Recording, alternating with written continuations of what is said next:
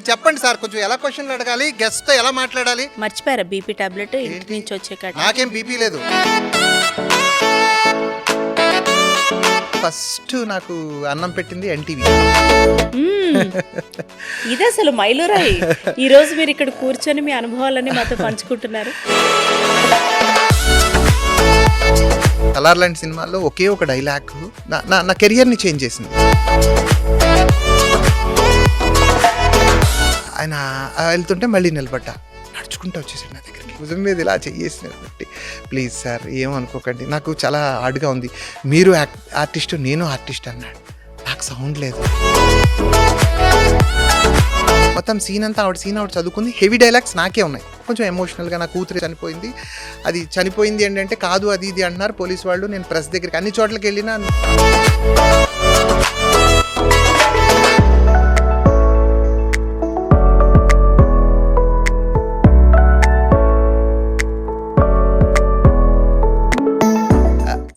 Hello ఇస్తానండి, అయిపోయాక అందరికీ సెల్ఫీలు ఇస్తాను.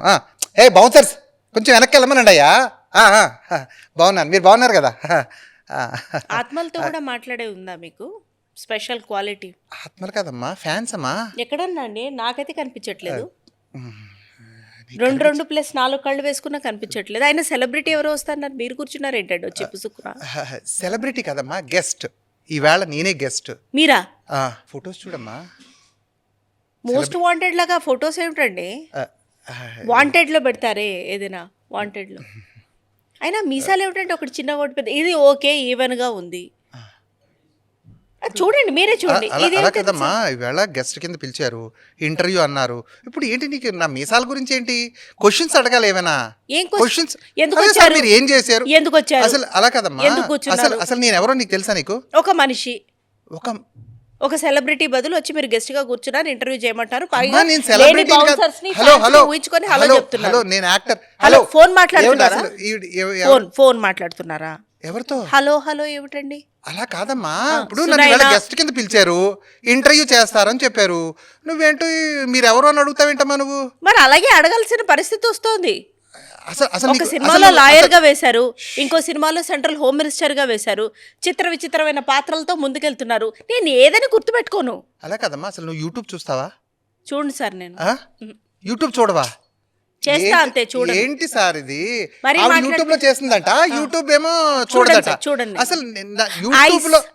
అసలు యూట్యూబ్ లో నేను ఎన్ని వీడియోలు చేశానో తెలుసా మీకు? మీకే తెలియదు. 1000 వీడియోస్ చేశాను, అందులో ఫాదర్ క్యారెక్టర్స్ ఎక్కువ చేశాను. ఏంటి నన్ను పట్టుకుని ఏంటి సార్ హలో ఈవిడికి కొంచెం చెప్పండి సార్, కొంచెం ఎలా క్వశ్చన్లు అడగాలి, గెస్ట్ తో ఎలా మాట్లాడాలి, గౌరవంగా ఉండాలి, ఇలాంటి విధి చెప్పండి. కొంచెం పద్ధతమ్మా. మర్చిపోయారా బీపీ టాబ్లెట్ ఏంటి? నాకేం బీపీ లేదు. బాబు అవును, ఏంటి ఏసీ లేదా ఇక్కడ? ఎంతలో పెట్టాలనుకుంటున్నారు ఏసీ?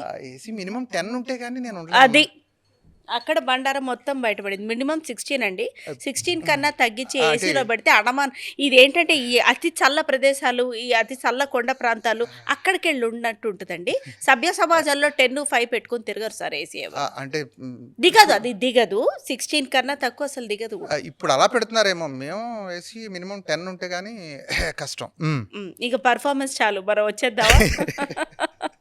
హలో, ఇండస్ట్రీలో పైకి రావడం, అసలు ఎంట్రీ అవ్వటం, వరుసగా పాత్రలు చేసుకుంటూ వెళ్ళటం, బిజీ ఆర్టిస్ట్గా మారడం వినడానికి ఎంత బాగున్నాయో కదా.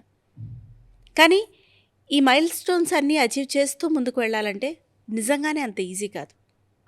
అందున ఒక క్యారెక్టర్ ఆర్టిస్ట్గా వెరైటీ ఆఫ్ రోల్స్ చేస్తూ ఇండస్ట్రీలో బ్యాకప్ అనేది లేకపోయినా తన కళని, తన కష్టాన్ని మాత్రమే నమ్ముకొని ఇండస్ట్రీలోకి వచ్చి ఎదుగుతున్నటువంటి వాళ్ళు నిజంగానే హ్యాట్స్ ఆఫ్ అని చెప్పాలి అందరికీ.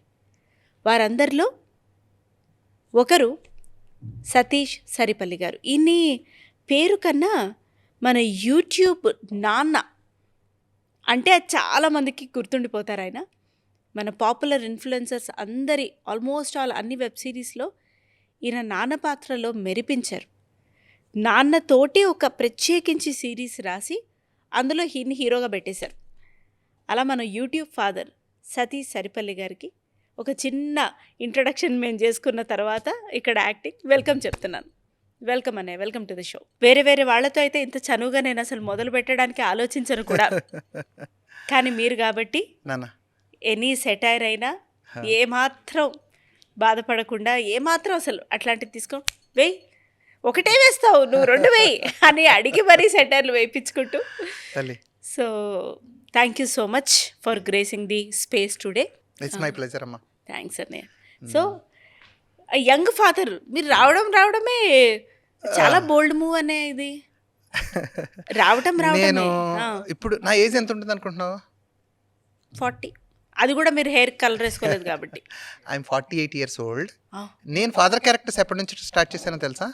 10 years బ్యాక్. అంటే 38 ఏజ్ నుంచి నేను ఫాదర్ క్యారెక్టర్స్ స్టార్ట్ చేశాను. అంటే 38 years ఉన్నప్పుడు ఒక 10 years పాప ఆర్ బాబు నాన్న అని పిలిస్తే ఓకే. మీ పక్కన చేసిన హీరోకే ఒక 40 ఉండి మిమ్మల్ని నాన్న అని పిలిస్తే అది ఎలా తీసుకోగలిగారు మీరు? గట్టిగా ఉండే మీది. ఎందుకు అంటే మీకు తెలియదు కాదు, మిడిల్ క్లాస్ నాన్నగా నేను సక్సెస్ అయ్యాను. నేను almost you name any celebrity in YouTube, almost ట్రెండింగ్లో టాప్లో ఉన్న all celebrities of Telugu industry, యూట్యూబ్లో టాప్ ర్యాంక్లో ఉన్న వాళ్ళందరికీ ఆల్మోస్ట్ ఫాదరో మావయ్యో ఏదో రకంగా వాళ్ళతో నేను నా జర్నీ ఉంది. అవును. సో ఇంకోటి ఏంటంటే అప్పుడప్పుడు ఇప్పుడు మీరు చెప్పిన దానికే మా ఆవిడ పిల్లలు నేను రీసెంట్గా ట్రైన్లో వెళ్ళినప్పుడు మీ పెద్ద పాప అండి అన్నారు మా ఆవిడని పట్టుకుని. అంటే రే నా అంటే ఫేస్ అంటే హెయిర్ అయితే వైట్ అయిపోయింది కానీ రే ఫేస్ కొంచెం లేతగానే ఉంది కదా, మరీ 60 ఏళ్ల ముసలోళ్ళ లేను. Screen presence okay, screen acceptancy ఉంది, బట్ న్యాచురల్గా బయట చూస్తే నేను అంత ముసలోళ్ళలాగా కనపడను అని అప్పుడప్పుడు అలాంటి చిన్న చిన్న ఇన్సిడెంట్లో చిన్న ఇదైనా but I feel very happy being a father. నేను ఇప్పటికి కూడా ఫ్యూచర్లో కూడా అంటే ఓ జూనియర్ ఎన్టీఆర్, ఒక బన్నీ, ఇట్లా వీళ్ళకి కూడా ఫాదర్ క్యారెక్టర్లు చేయాలి. తర్వాత నెక్స్ట్ జనరేషన్ అంటే బాలయ్య బాబు గారు వాళ్ళ అబ్బాయి, ఇలా నెక్స్ట్ జనరేషన్ పూరి గారు అబ్బాయి, ఇలా నెక్స్ట్ జనరేషన్ వాళ్ళకి కూడా ఫాదర్ క్యారెక్టర్స్ చేయాలి. ఇది నా అసలు ఇండస్ట్రీకి ఒక క్యారెక్టర్ ఆర్టిస్ట్గా అవ్వాలని వస్తారు, ఒక విలన్ ఎయిమ్ చేసి వస్తారు, హీరోగా కమెడియన్గా. మీరేంటన్నయ్య ఫాదర్గా ఏం చేసి వచ్చారు? ఎలా అయింది ఇది? అంటే చిన్నప్పటి నుంచి ఇష్టమా ఏంటి పరిస్థితి?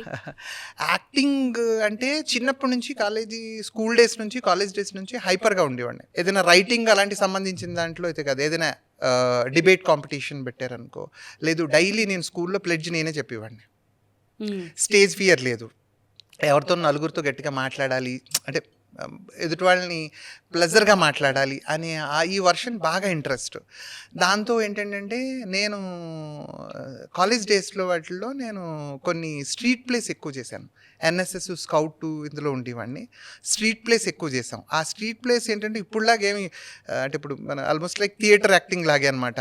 4 రోడ్ల జంక్షన్లో మనమే ఒక డప్పు ఇచ్చేసి జనాలందరినీ గ్యాదర్ చేసి అప్పట్లో అంటే నేను when I'm studying I'm talking about 93, 94, 92 ఆ టైంలో ఫ్యామిలీ ప్లానింగ్ గురించి అవేర్నెస్, మందు తాగడం గురించి ఒక అవేర్నెస్, ఇలాంటివి ఒక 4 రోడ్లు సెంటర్లో ఒక డప్పు కొట్టి అక్కడ ఒక స్ట్రీట్ ప్లే లాగా ఇచ్చేసి జనాల్లో అవేర్నెస్ క్రియేట్ చేయడం. ఇది అలా ఎలా అసోసియేట్ అయ్యారు మీరు ఆర్గనైజేషన్ తోటి? అంటే ఎన్ఎస్ఎస్లో అట్లా స్కౌట్లో ఇట్స్ రెస్పాన్సిబిలిటీ ఆఫ్ అంటే ఇంకోటి మనం చెప్పాం కదా ముందు నుంచి హైపర్ యాక్టివ్గా ఏదైనా ఇలాంటి ప్రోగ్రామ్స్ అంటే ఫస్ట్ పేరు మనం అడగకుండా మన పేరు రాసుకుని వెళ్ళిపోయేవారు. సో అది ఇంట్రెస్ట్ ఉంది. ఎడ్యుకేషన్ అయిపోయిన తర్వాత ఇండస్ట్రీకి ట్రై చేద్దామని అనుకున్నా. వచ్చాను 97 ఆ టైంలో వచ్చాను, కానీ అప్పుడున్న సిచ్యువేషన్స్ చూస్తే కష్టమేమనిపించింది. అంటే ఇప్పుడులా యూట్యూబ్ ఇంత ఫోకస్ ఏం లేదు. సో ఒక 3 months ఉన్నాను నేను ఇండస్ట్రీలో, లేను అని చెప్పను, 3 months ఉన్నాను. మన వల్ల కాదు అని అర్థమైపోయింది. ఎందుకంటే నాకు బ్యాక్గ్రౌండ్ ఫ్యామిలీ బ్యాక్గ్రౌండ్లో ఎవరు ఆర్టిస్టులు కానీ సినిమా ఇండస్ట్రీలో ఉన్నవాళ్ళు ఎవరూ లేరు. ఇటు తాతలు, మా అమ్మగారి వైపు కానీ మా నాన్నగారి వైపు కానీ తాత ముత్తాతల దాకా godfathers, godmothers, god grandfathers లేరు, ఎవరూ లేరు. సో ఎట్లాగే ఏంటి అని 3 months ఉన్నాను నేను. ఒక వెల్ విషర్ ఒక ఆయన, బాబు ఇది కాదు, నువ్వు ఇక్కడ సిచ్యువేషన్ ఇట్లా కాదు, నువ్వు అర్థం చేసుకో, నువ్వు కావాలంటే ఎప్పటికైనా నువ్వు నీ లైఫ్లో ఈ పిచ్చి అంటే ఇది లైక్ దీన్ని ఒక వర్డ్లో చెప్పాలంటే పిచ్చి అని చెప్పొచ్చు.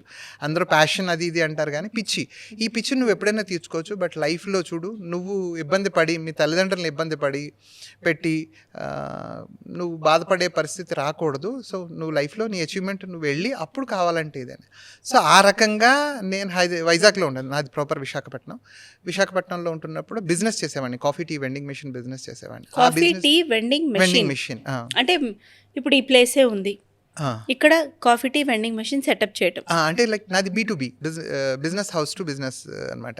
అంటే ఇప్పుడు మన ఆఫీస్కి ఒక స్టాఫ్ ఉంటారు కదా, ఒక 100 మెంబర్స్ స్టాఫ్ ఉంటే మేమే కాఫీ వెండింగ్ మెషిన్ ప్లేస్ చేసి ఓన్లీ ప్రీమిక్సెస్ మంత్లీ బేసిస్ మీద సప్లై చేస్తాం, దానికి పేమెంట్ చేయాల్సి ఉంటుంది. ఈ బిజినెస్ చేశాను. ఆ బిజినెస్ చేస్తున్నప్పుడు ఈ సోషల్ మీడియాలో కాస్త కొస్తూ ఫేస్బుక్లో ఉండేవాళ్ళం, అప్పుడు ఎక్కువ ఫేస్బుక్, ఇప్పుడు ఇన్స్టా అంతా లేదు.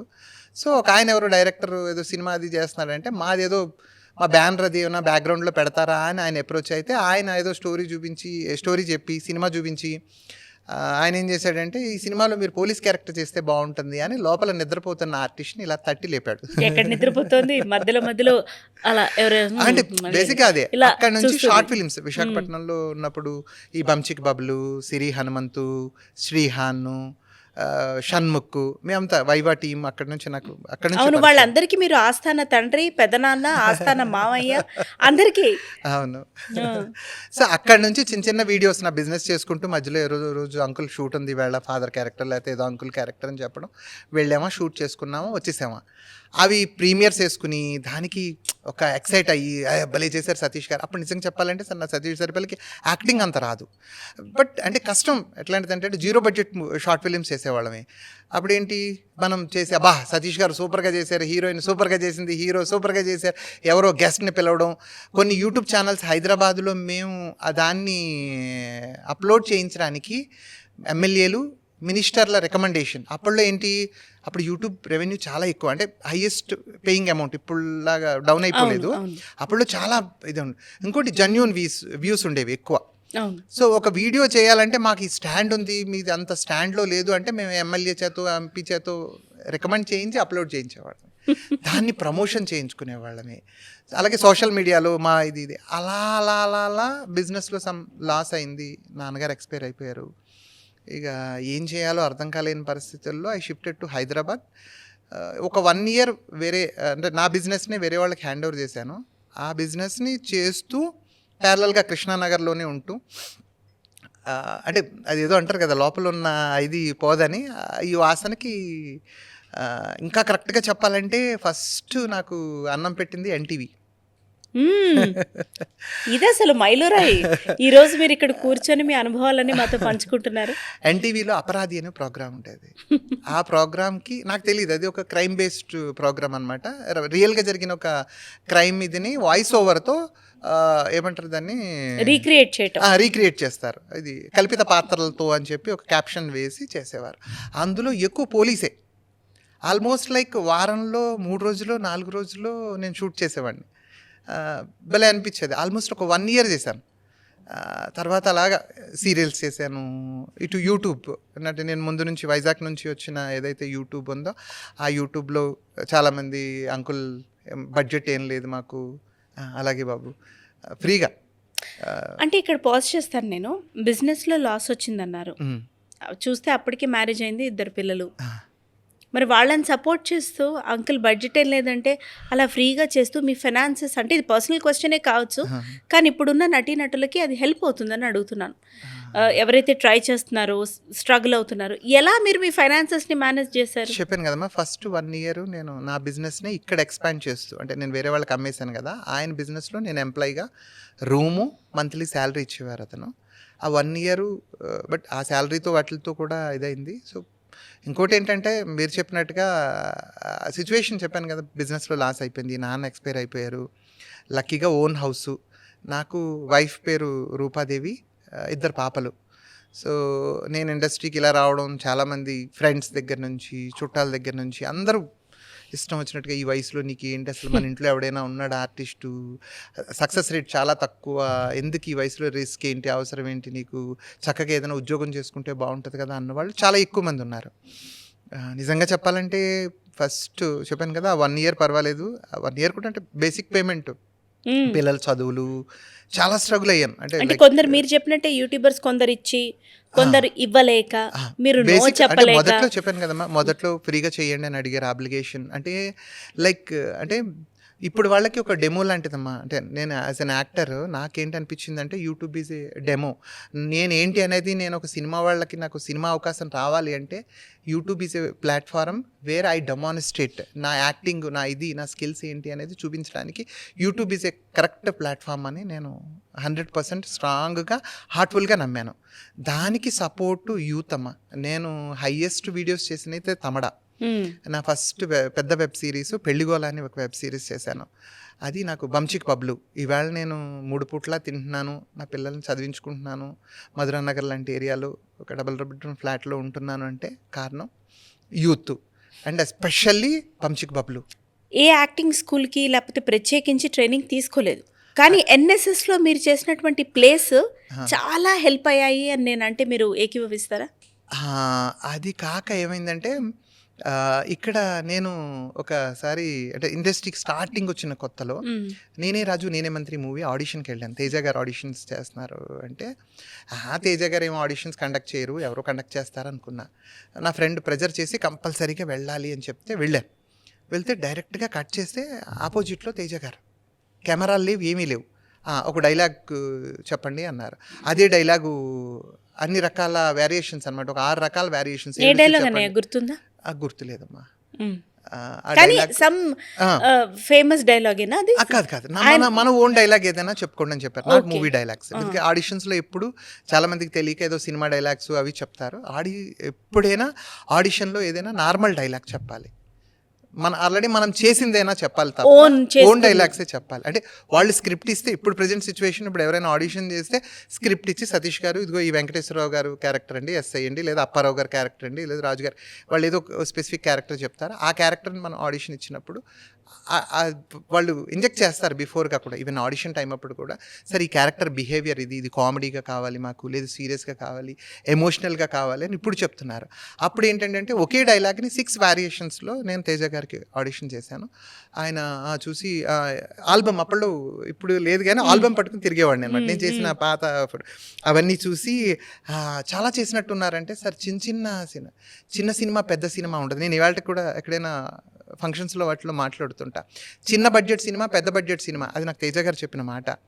చిన్న సినిమా పెద్ద సినిమా అంటూ ఏది ఉండదు, బడ్జెట్లో వేరియేషన్స్ హీరోలో వేరియేషన్స్ ఉంటాయి తప్ప బడ్జెట్ వేరియేషన్ తప్ప చిన్న సినిమా పెద్ద సినిమా అని లేదు అని ఆయన చెప్పారు. నాకు అది ఇప్పటికీ మైండ్లో ఉన్నది. ఇప్పుడు అలాగే కంటిన్యూగా మూవీస్ చేసుకుంటూ వెళ్తున్నాను. ఎందుకంటే నాకు బాగా సినిమాల్లో బాగా ప్లస్ అయింది సలార్. ఒకే ఒక డైలాగ్, అది కూడా ప్యాచ్ వర్క్స్లో చేశాను. ఒకే ఒక డైలాగ్, ఆ డైలాగ్ సలార్ సినిమాలో ఒకే ఒక డైలాగ్ అంటే అది నిజంగా ఎంత పెద్ద విజయం అన్నయ్య. అది 600 కోట్ల పెద్ద సినిమా, బట్ ప్యాచ్ వర్క్స్లో చేశారు. నమ్మరు, ఆ సినిమా రిలీజ్ అయ్యి ఎంత టెన్షన్ అంటే అది ఉంటుందా ఉండదా. ఈవెన్ నాకు రామ్ గారు అని అందులో డిపార్ట్మెంట్ చేస్తున్నారు, అసిస్టెంట్ డైరెక్టర్. ఆయన పిలిచారు ఇలాగ సలార్లో మూవీ. అక్కడికి వెళ్ళాక 100 మంది ఉంటారు, అందులో మనం ఒక్కళ్ళమే ఓ డైలాగ్ ఉంటుంది అనుకున్నా. కట్ చేస్తే ఇలాగే సెటప్ ఎంటైర్ ఇదిలో సెంట్రల్ హోమ్ మినిస్టర్ కూర్చోబెట్టారు. నా ఎదురుగుండా ఒక 2 జూనియర్స్ ఉన్నారు, 2 కెమెరాస్ పెట్టారు. బికాజ్ అదర్ లాంగ్వేజెస్ కూడా ఉన్నాయి కాబట్టి 2 కెమెరాస్ పెట్టారు. ఓన్లీ ఒకటే డైలాగ్. ఫస్ట్ టేక్ ఫోన్ వస్తుంది సార్, మీరు ఇట్లా చెప్పాలి అని చెప్పారు. 2వ టేక్ ఇది. తర్వాత అప్పుడు ముందు మురళీ గారని అసోసియేట్ డైరెక్టర్ ఆయన వచ్చారు. 3rd టేక్కి సార్ వచ్చేసారు, ప్రశాంత్ నీల్ గారు వచ్చారు. వచ్చి సతీష్ గారు అంటే మీకు అవతల సిచ్యువేషన్ ఏంటో తెలియదు కదా, ఇట్స్ అన్ ఎలివేషను. సో మీకు ఆ భయం, సెంట్రల్ హోమ్ మినిస్టర్ భయపడుతున్నాడు అంటే అవతల థింగ్ ఏంటి అనేది అది కనపడాలి, అది మీ కళ్ళల్లో కనపడాలి, మీ చేతిలో కనపడాలి, మీ బాడీలో టోటల్ బాడీ లాంగ్వేజ్లో. బట్ మీరు హోమ్ మినిస్టర్, ఆ హోదా తగ్గకూడదు అని చెప్పారు. చెప్పగానే 3rd టేక్ కూడా ఇదైతే సతీష్ గారు బాగుంది కానీ మీ దగ్గర నుంచి ఇంకా I can expect something better ఇంకా అని అన్నారు. 4th టేక్ అయిపోయింది, షార్ట్ ఓకే అని వెళ్ళిపోయారు. ఐ వాంటెడ్ అనమాట. డబ్బింగ్కి మాత్రం చెప్పారు, సార్ మనది బేస్ వాయిసెస్ కదా, సో ఏమనుకోకండి మీకు వేరే వాళ్ళు డబ్బింగ్ చెప్తారు. సలార్ లాంటి సినిమాల్లో ఒకే ఒక డైలాగ్ నా కెరియర్ని చేంజ్ చేసింది. ఆ డైలాగ్ ఒకసారి చెప్పండి. ఫోన్ ఎత్తింటారా, సీలా ఎవరు రాపిందని దాన్ని ఎవరిని ఆపకుండా అన్ని కంట్రోల్లోకి నువ్వే ఫోన్ చేసి చెప్పు.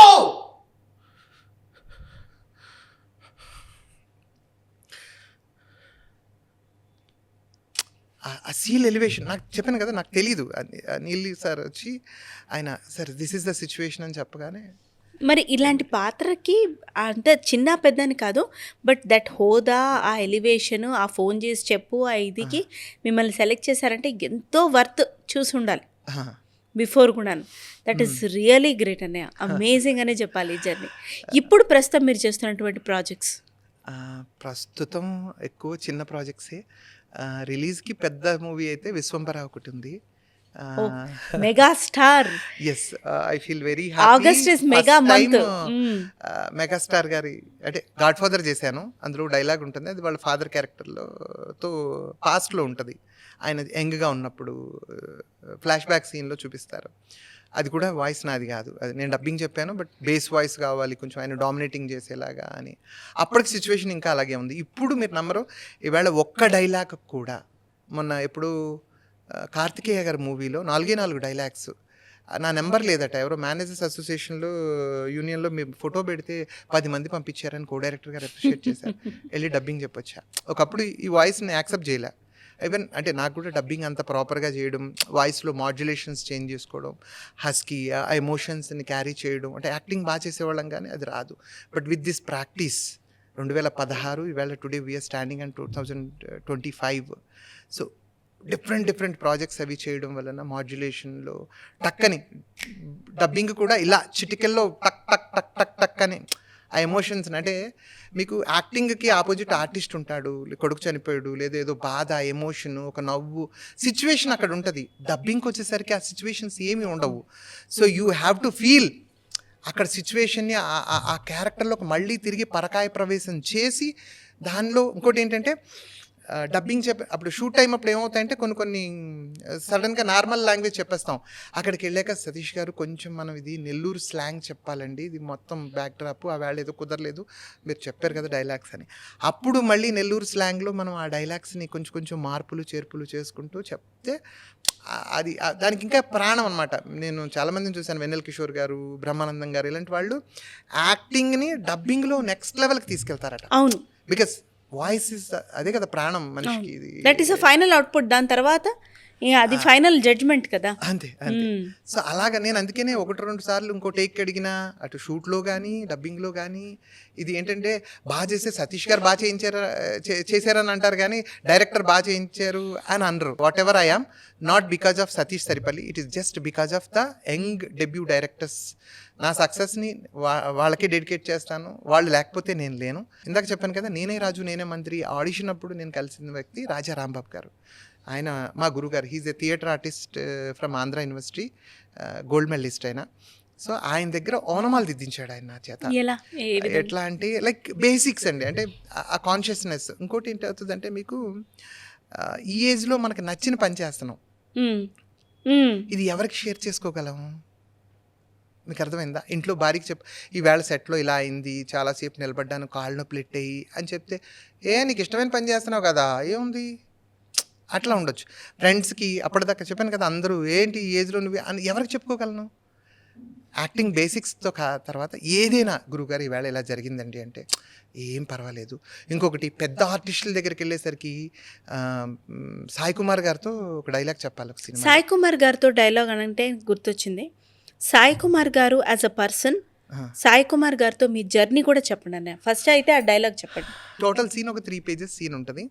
ఆయన నా ఫ్రెండ్, ఆయనకి నేను డబ్బులు అప్పిచ్చాను, ఆయన నాకు రిటర్న్ చేయట్లేదని ఆయన మీద కొంచెం ఫైర్ అవ్వాలి. He's my friend. నేను డైలాగ్ అంతా ప్రిపేర్ అయిపోయాను. అనుప్రసాద్ గారని డైరెక్టర్ పరిచయం చేశారు. సార్ ఈయన సతీష్ సరిపల్లి అని మా ఆస్థాన ఆర్టిస్ట్. అంటే ఆయనతో అనుప్రసాద్ గారితో నాది very lengthy journey, short films దగ్గర నుంచి ఆయన వెబ్ సిరీస్ల దగ్గర నుంచి ఆయన ఆస్థాన ఆర్టిస్ట్ అని.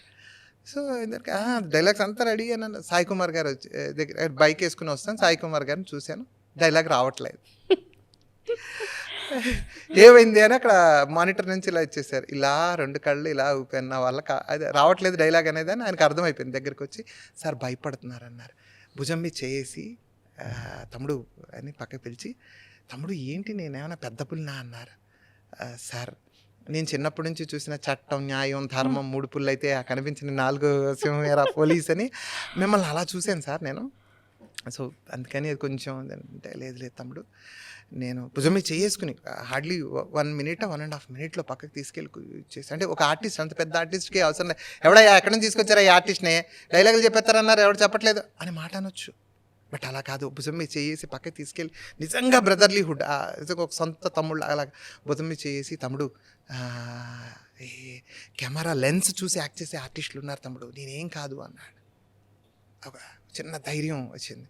టక్కని కొన్ని డైలాగ్స్కి అడిగాను డైరెక్టర్ని, సార్ అన్నీ ఫ్రెండే కదా, కళ్ళల్లో కళ్ళు పెట్టి చూడడం ఎందుకు సార్ అంటే, లేదు సార్ అది దాని బ్యాక్గ్రౌండ్లో దాని ఎఫెక్ట్ ఆయన ఎమోషనల్గా బాగా ఇదవ్వాలి, ఫ్రెండే ఇంత కర్కశంగా ఉన్నాడని అది నాకు కావాలి, నాకు న్యాచురల్గా, సో అది మీరు సీన్లో పండించాలి అని డైలాగ్స్. ఏంటి ఇలా వస్తే, ఏంటి ఇలా వచ్చావు అంటే, ఏం లేదు నువ్వు వస్తే వడ్డీయే ఇస్తావు, నేను వస్తే అసలు కూడా ఇస్తావేమోనని. అంటే ఏమైనా సమస్య, నీకు తెలుసు కదా సొసైటీకి తెలియకుండా డబ్బులు నేను బయటకు అప్పిస్తాను, నువ్వేమో ఫ్రెండు కదా అని తక్కువ వడ్డీకి ఇచ్చాను, నువ్వేమో 6 నెలలు ఇచ్చేస్తానన్నావు, ఇప్పటికి 2 సంవత్సరాలు అయింది, ఎప్పుడు ఇస్తావు అంటే, లేదు మీ అబ్బాయి టౌన్ వెళ్ళాక నేను ఎప్పుడో మర్చిపోయాడు, ఆడో కొడుకు నువ్వు ఒక తండ్రి అనగా ఆయన అలా మళ్ళీ అక్కడ కూడా భయవేసింది, ఇలా ఏం లేదా అంత ఎమోషన్ సీన్, మీరు ఆలోచించండి, ఆ ఎమోషన్ సీన్లో ఇలా అనగానే మళ్ళీ అక్కడ చిన్న ఫియర్ కలిగింది. ఆవిడంటే మరి ఇప్పుడు నెలల్లో నా అప్పు తీర్చేయాలి, లేకపోతే అంటే లేకపోతే ఏం చేస్తావు అని అంటే, ఇదే పంచాయతీ తీసుకెళ్ళి సొసైటీలో పెడతానని గట్టిగా వార్నింగ్ ఇచ్చేసి వెళ్ళిపోవాలి. ఆయన చాలా డల్గా బాధగా అలా అలా ఒక ఎమోషన్తో పెట్టినా కూడా ఆ కళల్లో ఒక తెలియని ఒక vibe, that is called senior actor అంటే సీనియర్ యాక్టరే. అలాగే రీసెంట్గా ప్రకాష్ రాజ్ గారితో చేశాను, that was again my dream.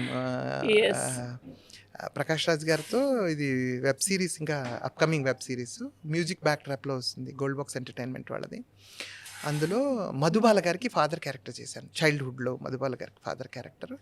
ఆయన కాంబినేషన్ సీన్స్ ఉంటాయి, 2 days చేశాను. బట్ అసలు చెప్పలేమన్నమాట. Day 1 ఆయన విష్ చేశారు నన్ను, అంటే లిమిటెడ్ క్యారెక్టర్స్, హెవీగా ఉండవు క్యారెక్టర్స్, నేను నా డాటరు, ఆయన సన్ను అట్లా ఉంటారనమాట. నేను అంటే భయపడుతున్నాం, అంటే విష్ చేస్తే ఎట్లా తీసుకుంటారు, విష్ చేయకపోతే ఎట్లా తీసుకుంటారు, ఇది ఉంటుంది కదా.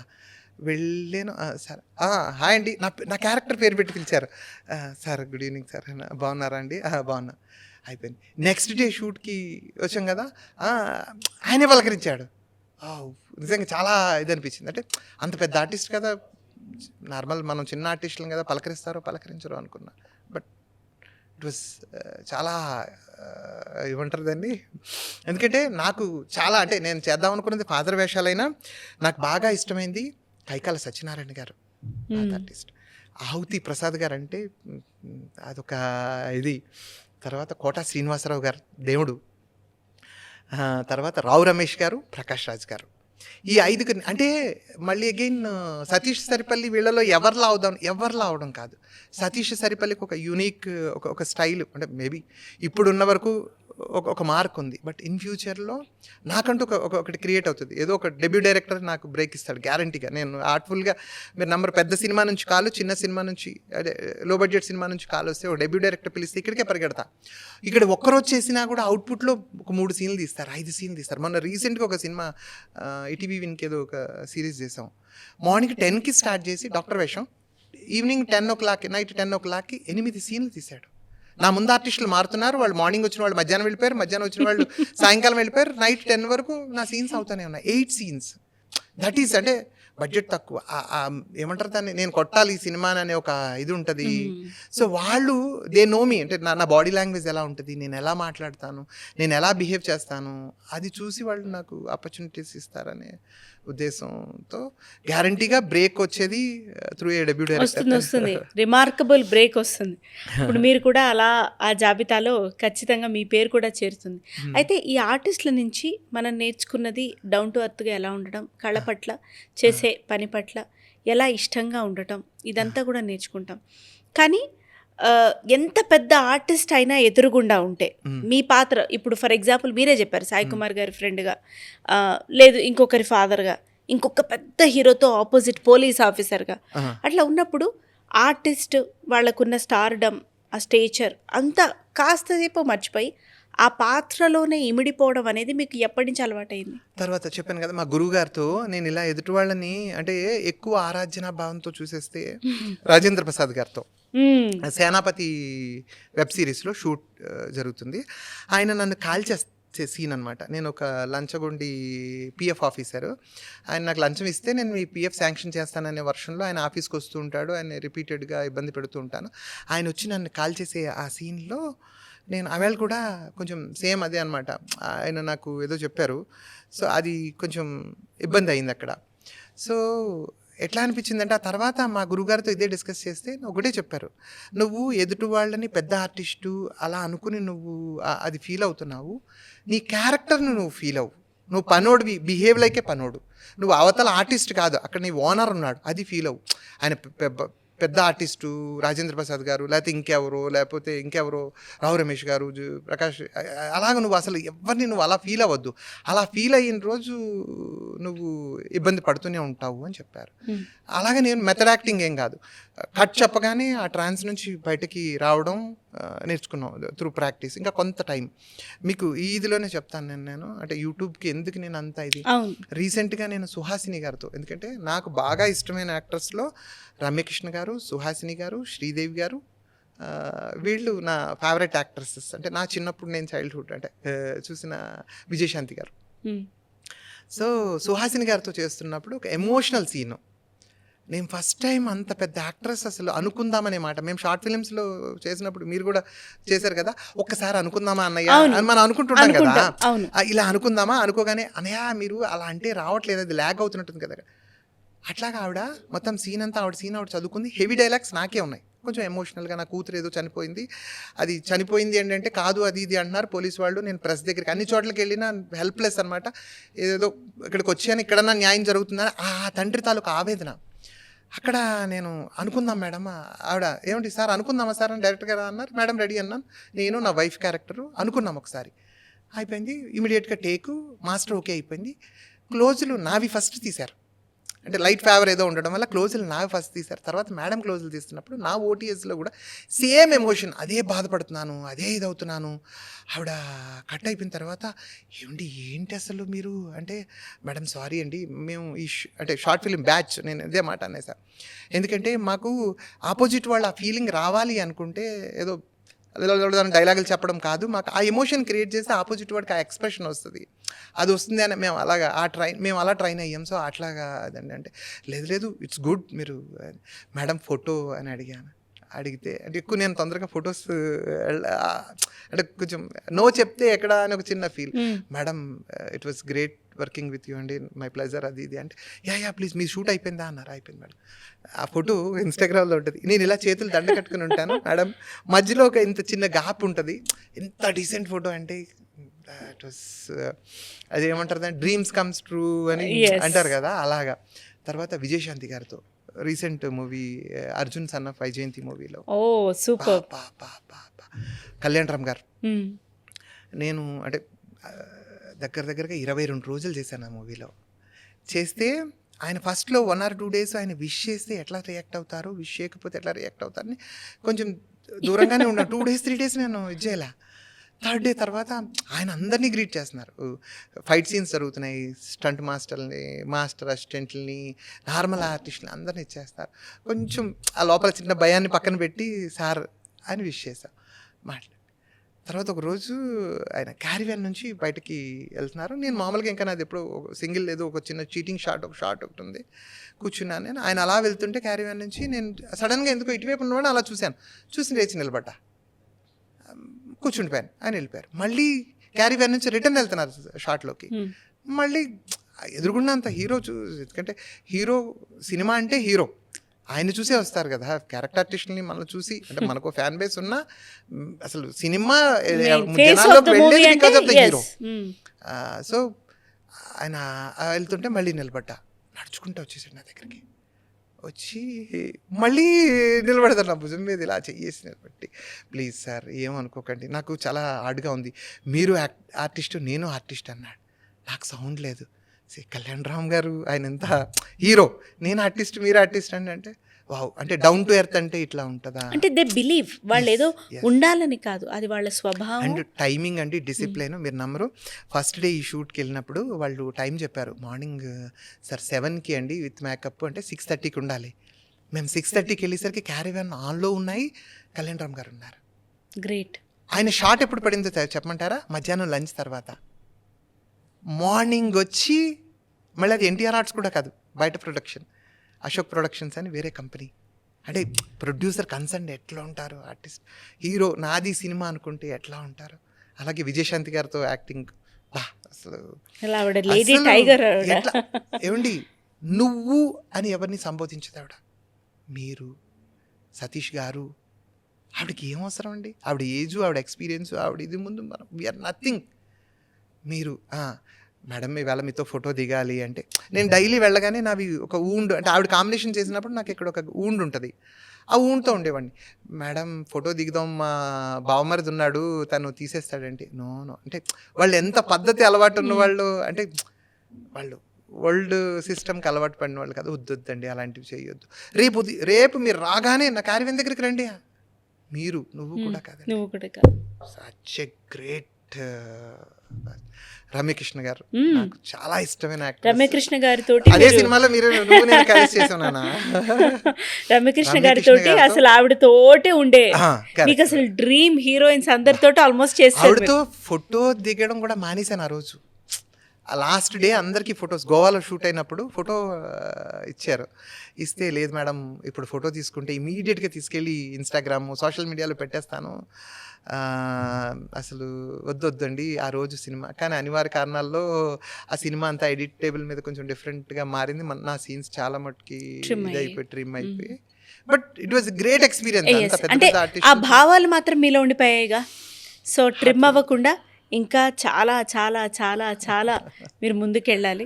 అండ్ మళ్ళీ ఇదే వేదిక మీద స్టార్ సతీష్ సరిపల్లి గారిని నేను ఇంటర్వ్యూ చేయాలి, ఖచ్చితంగా మాట్లాడుకుందాం దాని గురించి. Thank you so much. మీ ఎన్నో అనుభవాల్లో మీరు చాలా వరకు నాతో పంచుకున్నారు ఈరోజు, చాలా మనసు విప్పి మాట్లాడుకున్నాం. Thank you for the space. And మీరు ఏ పాత్ర చేసినా థ్యాంక్ యూ ఎన్టీవీ, ఎందుకంటే ఐ ఫీల్ వెరీ హ్యాపీ. ఇదే ఎన్టీవీలో చెప్పాను కదా, అపరాధి అలాంటి చిన్న ప్రోగ్రామ్స్ చేసి నా కెరియర్ స్టార్టింగ్లో ఇవాళ ఎన్టీవీ వాళ్ళు నన్ను పిలిచి పాడ్కాస్ట్కి పిలిచినందుకు నిజంగా హార్ట్ఫుల్గా I'm thankful to NTV and NTV యాజమాన్యం. థ్యాంక్ యూ సో మచ్ అన్నయ్య. థ్యాంక్ యూ మా.